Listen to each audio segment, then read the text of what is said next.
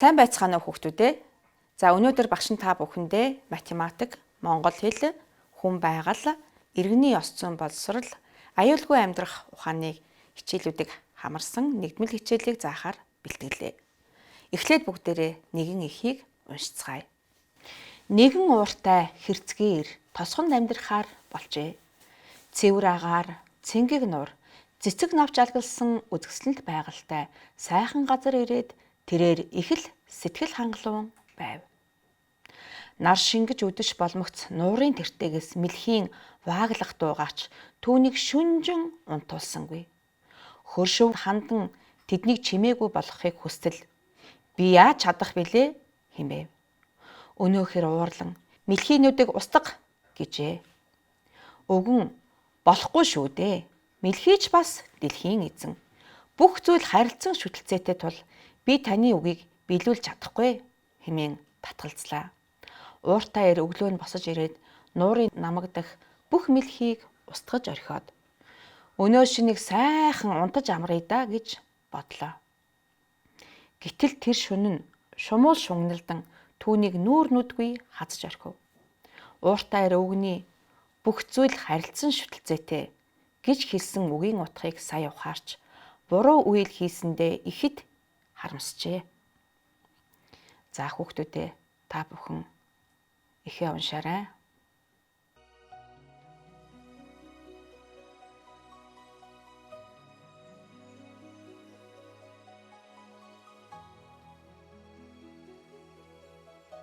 За ихээ уншиж дууссан бол бүгдээрээ асуулт даалгаврыг гүйцэтгэе. За тэгээд ихээ сайн ойлгож уншсан хүүхдүүд бол асуулт даалгавраа амжилттай гүйцэтгэв хаах гэж багш нь бодож байна.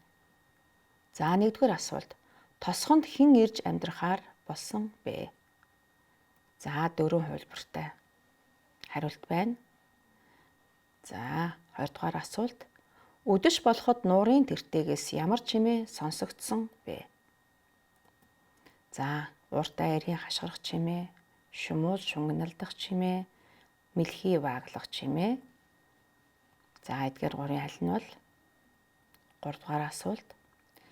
Сүүлийн шөнө яагаад шумуул шугналдаж түүний улмаас ууртай ир унтаж чадаагүй бэ? За энэ хариултыг хүүхдэд бодож байгаарай. 4 дугаар асуулт. Ууртай ир өгний хэлсэн ямар үгийн утгыг сайн ойлгосон бэ? Хариултнууд нь би таны үгийг биелүүлж чадахгүй. Бүх зүйл харилцан шүтэлцээтэй. Би яаж чадах билээ? Мэлхийч бас дэлхийн эзэн. За одоо бүгдээрээ хариултуудаа олсон бол багштайгаа тулгаад явъя. Нэгдүгээр асуултны хариулт ямар хариулт байсан бэлээ хүүхдүүдээ? Тосгонд хэн ирж амьдрахаар болсон бэ? Зүйтэй ууртай ир ирж амьдрахаар болжээ. Үдэш болоход нуурын тэртегээс зүйтэй мэлхийн вааглах чимээ сонсогдсон. За сүүлийн шөнө яагаад шумуул шугналдаж түүний улмаас ууртай ир унтаж чадаагүй билээ? Зүйтэй. Мэлхий шумуулаар хоололдог бөгөөд мэлхийг устгахаар шумуул ихссэн байх нэ. За 4 дугаар асуултны хариуг бүгдээрээ олъё. Ууртай ир өгний хэлсэн ямар үгийн утгыг сайн ойлгосон бэ? За бүх хүүхд санал нэгттэй байгаа байх гэж бодож байна. Зүйтэй бүх зүйл харилцан шүтэлцээтэй.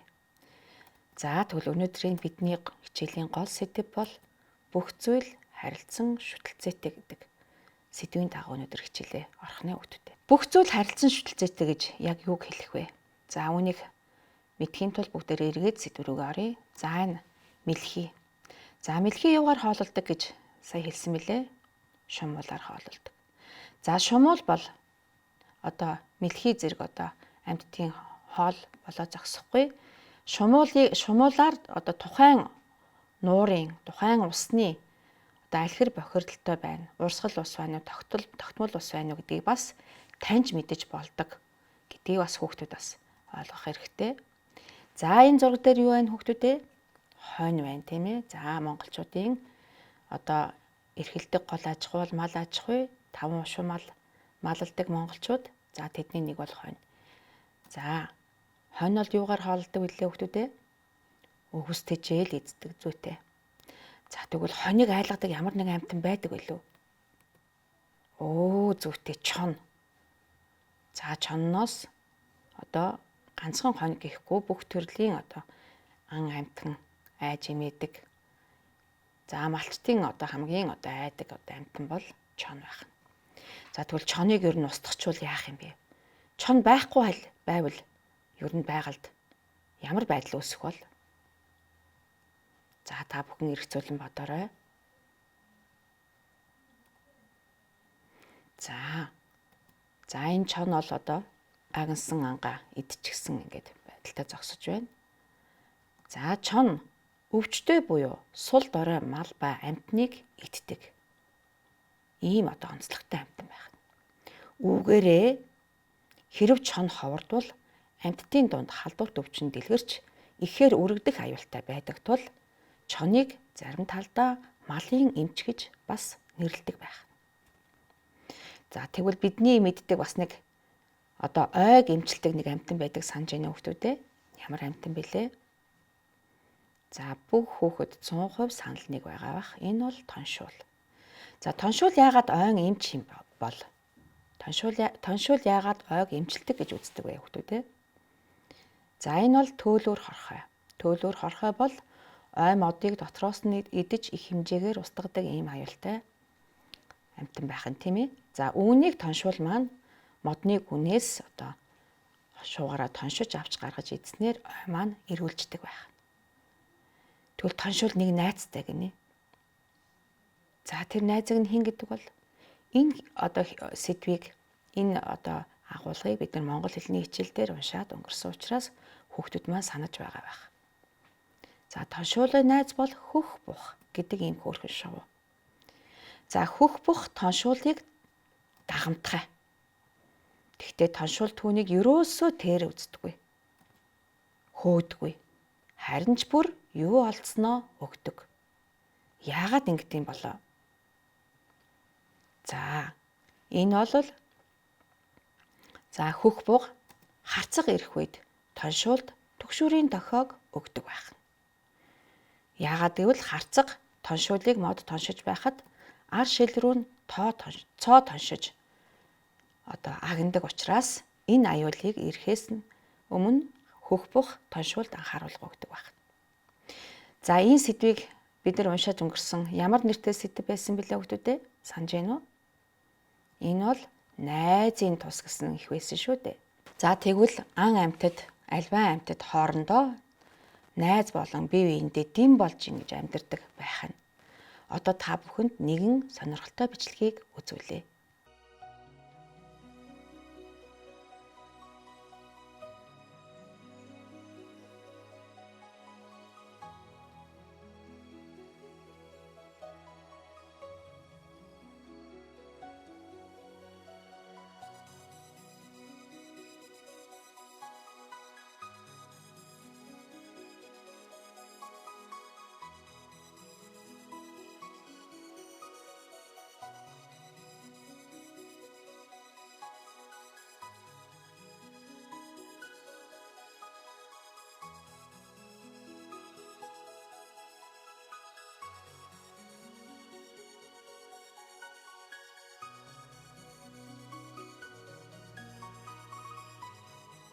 За та бүхэн бичлэгээ үзсэн байх.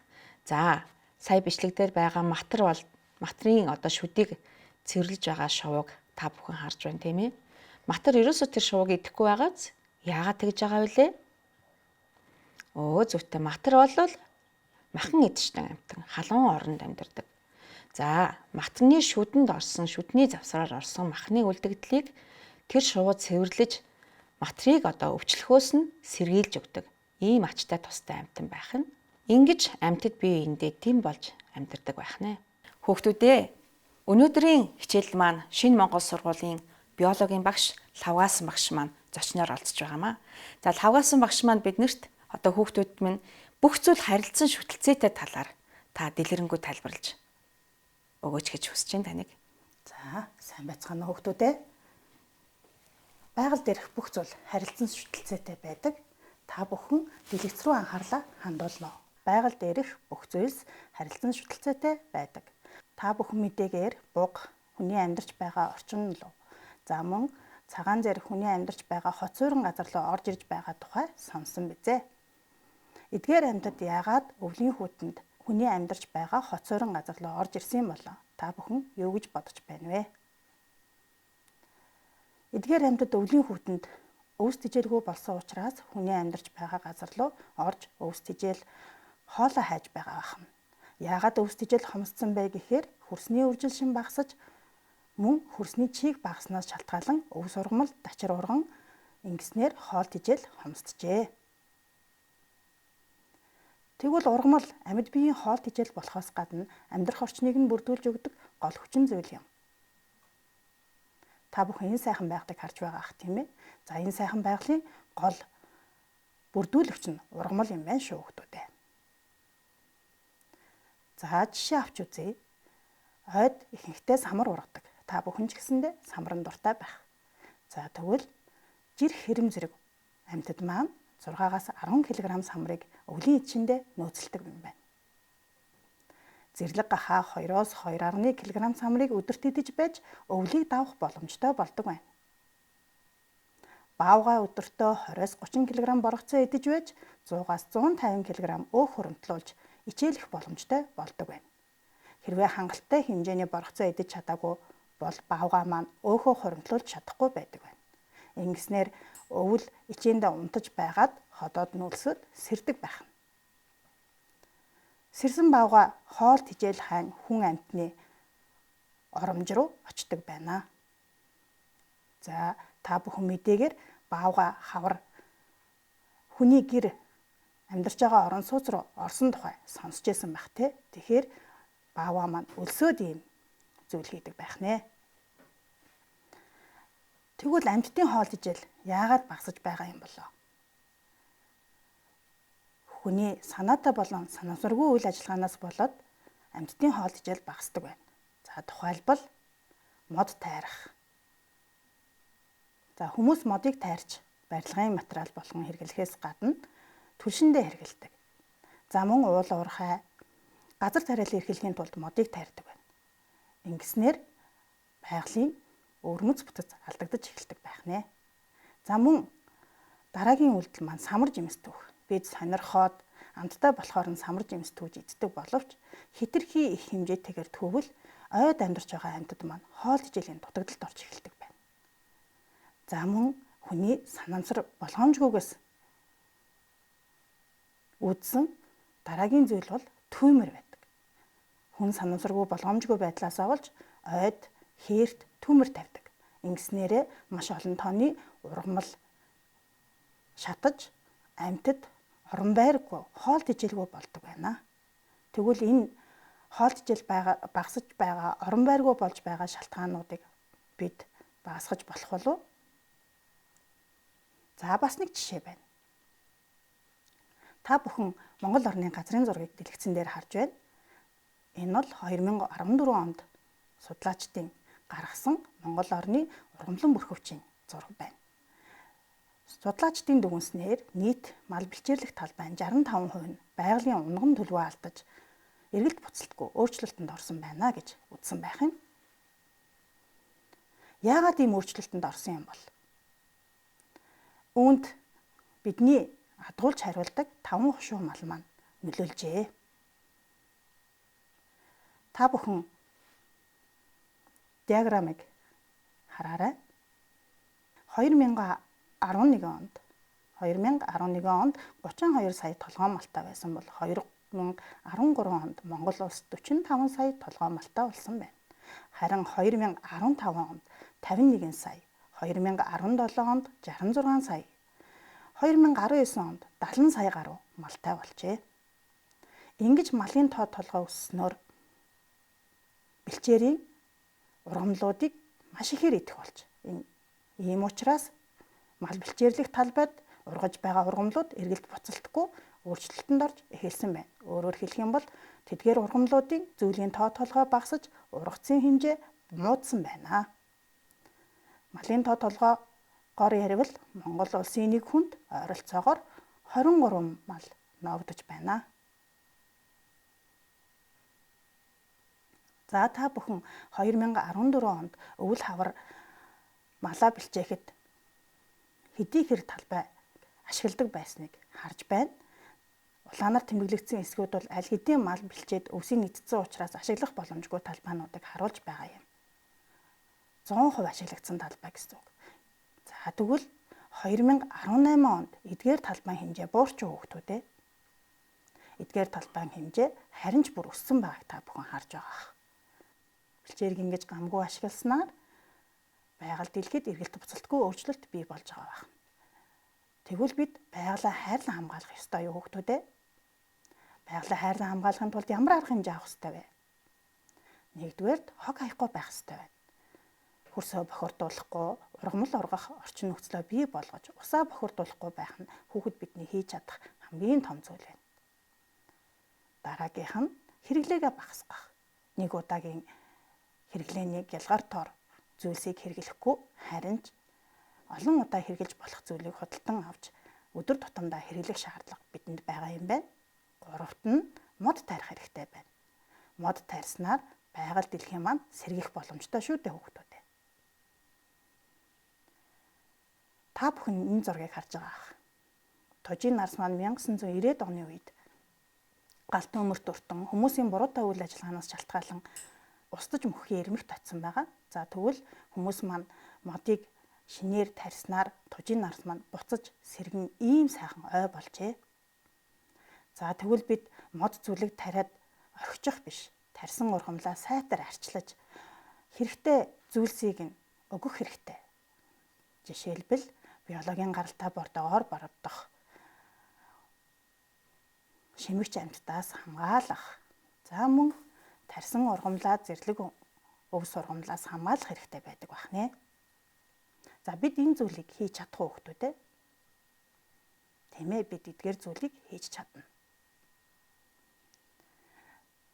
Аливаа ургамлыг биологийн бордоогоор бордох нь хамгийн хэрэгцээтэй чухал зүйлд ордог.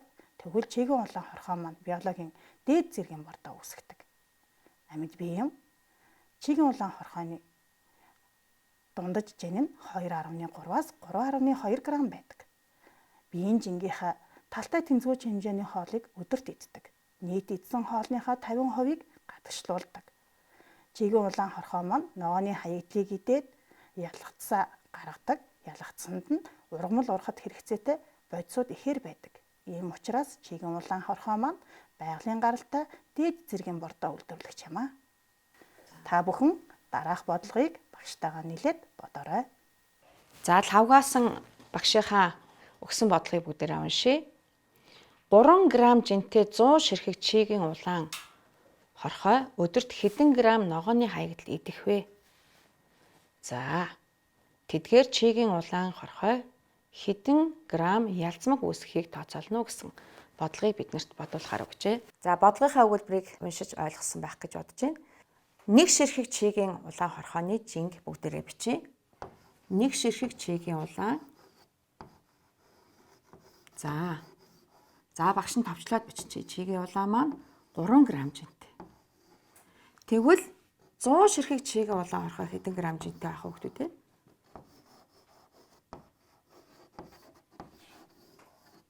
За тэрийг яаж тооцоолох вэ хүүхдүүд те? За 3 грамма 100 ширхэг чигийн улаан хорхооныхоо тоо ширхэгт үржүүлээд 300 г жинтэй байх. За тэгвэл чигийн улаан хорхой бүр өөрийнхөө биеийн жингийн хагастай тэнцүү гэж шүү тийм үү? Хагастай тэнцүү гэдэг маань юу гэсэн үг вэ? Хагасыг бид нэр хагас гэдэг ойлголт бол 2-1 гэсэн үг. За тэгвэл 300 г-ийн хагас буюу 300 г-ийн 2-1 хэмжээг бүгдээрээ олъё. Тэхийн тулд 300 г-аа яадаг үлээ хүүхдүүдээ? Зүйтэй 2 хуваагаад 1-ээр үржүүлдэг. За 300-г 2 тавахаар хэд вүлээ? За цээжээрээ баг хүүхдүүд тооцоолсон байх. 150.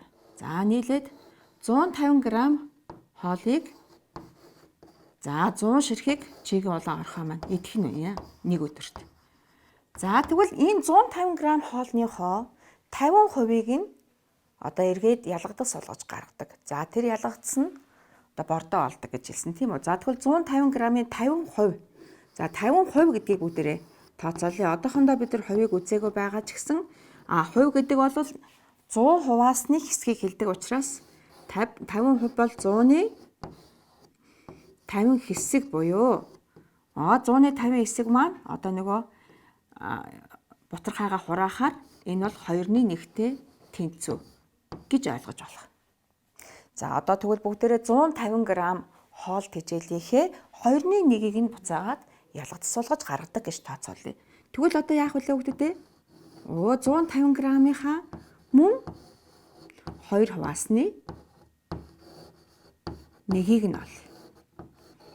За тэгвэл 150 г-ыг 2-т хуваахад хүүхдүүд бараг цээжээрээ тооцоолж байгаа бах тийм ээ. 75 г, 75-ыг нэгээр хөвжүүлээд 75. За тэгвэл нийт 75 г. Ийм бордоо гүйдвэрлэдэг байх нэ.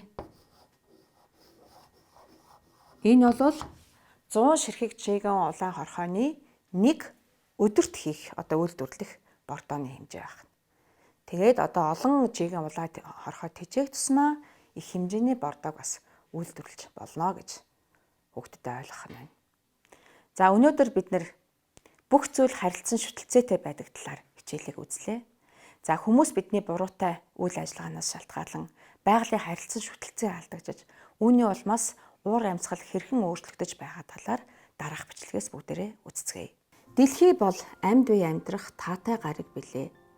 Агаар мандлын температур тохирох хэмжээнд байснаар ургамал, амьтан хүний амьдралыг тэтгдэг байна. Энэ нь хүлэмжийн хийтэй холбоотой. Хүлэмж гэдэг нь голчлон шилэн хан дээвэртэй байгууламж байдаг. Цэвэр тунгалаг шилэн нарны гэрлийг хүлэмжинд нэвтрүүлж дотроо дулааныг хадгалдаг байна.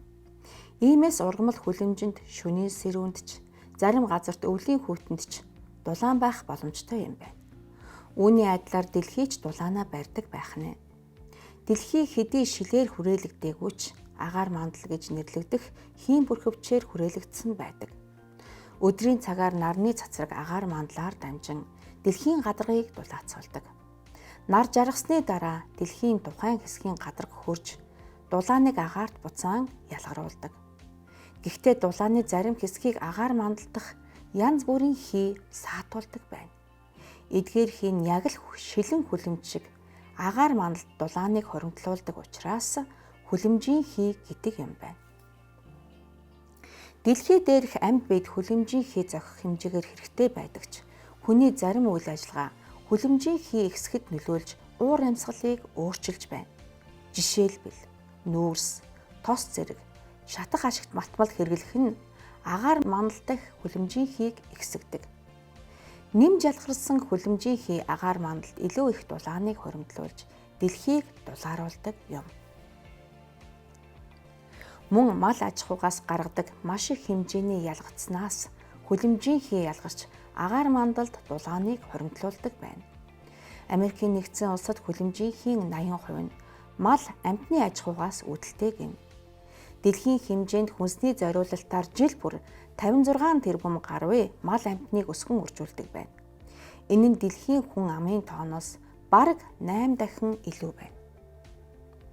2006 онд дэлхийн газар нутгийн 30%-ийг хүнсний зориулалтаар мал амьтныг үржүүлэх, тэдний тэжээлийг тариалахад хэрэглэж байсан бол газар нутгийн энэхүү хэрэглээ нь жилээс жилд нэмэгдсээр л байна. Яагаад уур амьсгалын өөрчлөлтийг хурдсахад хүний үйл ажиллагаа нөлөөлж байна вэ? Дэлхийн соёл иргэншлээс улбаалж 2006 онд 40 тэрбум тонн хүлэмжийн хий ялгарсан байна.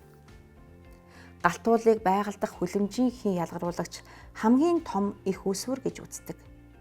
Олон жилийн судалгаанаас харахад галтуулаас ялгарсан хүлэмжийн хий жилийн турш хамгийн ихдээ 500 сая тонн ялгарсан байжээ.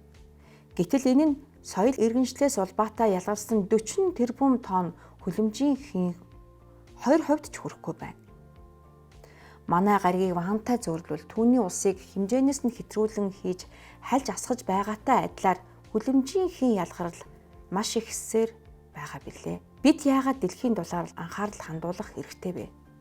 Өнгөрсөн зуунд, өөрөөр хэлбэл 1900-аас 2000 онд дэлхийн температур 1.5 хэмээр нэмэгдсэн бол дараагийн 100-д тэг 1.5-аас 8.6 хэмээр нэмэгдэх төлөвтэй байна. Амьтан ургамал орчин нөхцөлдөө дасан зохицох гэж хичээж байна. Бүх зүйл харилцан хамааралтай тул хэрэв аль нэг төрөл зүйл уствал гинжин хэлхээгээр бусдаа нөлөөлнө. Ямар ч амьд амьтан ургамалгүй бол хүн ч оршин тогтнож чадахгүй билээ. Агаарын температур нэмэгцээр байвал далайн ус улам халж, хүлэмжийн хий буюу нүүрс хүчлийн хий далайн давстай уралд орж далай хүчлэлэг болно. Энэ нь далайн амьтан амьдрах орчныг мөхөхөд хүргэнэ. Нэг тэрбум орчим хүн далайгаас хүнсээ залгуулдаг нь асуудал үүсгэнэ. Дэлхийд дулаарснаас болж 1979 оноос хойш туйлын мөсөн бүрхүүлийн бараг 65% нь хайлж байна. Дэлхийд жил бүр дунджаар 400 тэрбум тонн мөсөн бүрхүүл хайлж байна. Энэ нь 4 миль буюу 6.4 км урт ирмэгтэй шоо хэлбэртэй мөс хайлж далайн ус нэмэгдэж байна гэсэн үг. Далайн ус хит их болбол эргээсээ хайлж, эрэг орчмын мууж усанд автаж сүйтгэхэд хүрнэ. Уур амьсгалын өөрчлөлт нь хар салхи, үер, хувь салхи, үргэлжилсэн халуун, цөлжилт зэрэг байгалийн гамшигт үзэгдлийг улам нэмэгдүүлдэг. Тэгвэл үүнийг хэрхэн зогсоох вэ? Шатах ашигт малтмалд хэрэглэхийн оронд хүлэмжийн хий ялгаруулдаггүй нар, салхи зэрэг сэргээгдэх эрчим хүч хэрэглэх хэрэгтэй. Шатах ашигт малтмалаас ялгаатай нь нар салхины эрчим хүч нь шавхагдашгүй юм. Дэлхийд нэг цагийн хугацаанд тусдаг нарны энерги нь бид бүхний нэг жилд хэрэглэдэг бүх эрчим хүчнээс их байдаг байна. Бид шийдчихэл юм бол дэлхийн ихэнх хэсгийг зөвхөн сэргээгдэх эрчим хүчээр хангах боломжтойг инженерүүд тооцоолжээ. Хэрвээ хүмүүс аж үйлдвэр, станцын үйл ажиллагааг байгаль дээлтэй байдлаар өөрчилбөл шатах ашигт малтмалын хэрэглээг бууруулах төдийгүй ургамал ой мод сэргэж хүлэмжийн хийг ихээр шингэн авах боломжтой юм байна. За энэ нь шинэ бүтээгдэхүүн гаргахад шаардлагатай эрчим хүч болон бусад зардлыг бууруулаад зогсохгүй. Газрын хөрсөнд булагдах хог хаягдлын хэмжээг бууруулна. Гэхдээ бид яг одоо өөрийн зүгээс ямар хувь нэмрээ оруулах вэ? За та ердийн унаагаа цахилгаанаар ажилдаг эсвэл түлшин хяналттай унаагаар сольж болно. Тэгвэл нэг хүн агаар мандалд 1 тонн орчим хүлэмжийн хий ялгархаас сэргийлж чадна. Бид бүгд шинэ машин худалдаж авах боломжгүй. Иймд та явган алхах, дугуй унах, нийтийн тээврийн хэрэгслээр явах, эсвэл машиныхаа ажиллагааг үр ашигтай болгох зэргээр хувь нэмрээ оруулж болно. Эрчим хүчинд хэмнэлттэй чийдэн хэрэглэх, хатаагч хэрэглэлгүй хувцас хатааж, хэрэглээгүй үедээ цахилгаан хэрэгсэл гэрлээ унтрааж байх хэрэгтэй. Махны хэрэглээгээ багасгаж болбол бүр идэхгүй байвал сайн. Бүх төрлийн хоол хүнсээ веган буюу ургамлан болгож өөрчилснөөр нэг хүн 1.5 тонн хүлэмжийн хийг агаар мандалд ялгархаас сэргийлж чадна. Хэрэглээгээ бууруулж дахин хэрэглэх, дахин боловсруулалтанд өгдөг болоорой. Мэдээж хэрэг уур амьсгалын өөрчлөлтийн талаар мэдлэг, уур амьсгалын өөрчлөлийг бууруулах туршлага бусдад танилцуулж түгээгээрэй. Уур амьсгалын өөрчлөлт нь үнэхээр бодит асуудал. Бидний орон гэр болсон гариг дэлхийд асар ихээр нөлөөлж байгааг үргэлж санаарай. Бид энэ асуудлыг үүсгэсэн. Бид өөрсдөө шийдэж чадна. Бүх зүйл биднээс хамаарах тул өөрсдөө даруй эерэг өөрчлөлт хийн. Гариг дэлхийгээ аварцгаая. Хичээл маань энэ хүрээд өндөрлөө. Хичээлдээ идэвхтэй оролцсон хүүхдүүдэд баярлалаа. Аливаа зүйлд зөв хандлагатай байж эерэг өөрчлөлтийг авчирээ. Баяртай хүүхдүүдээ.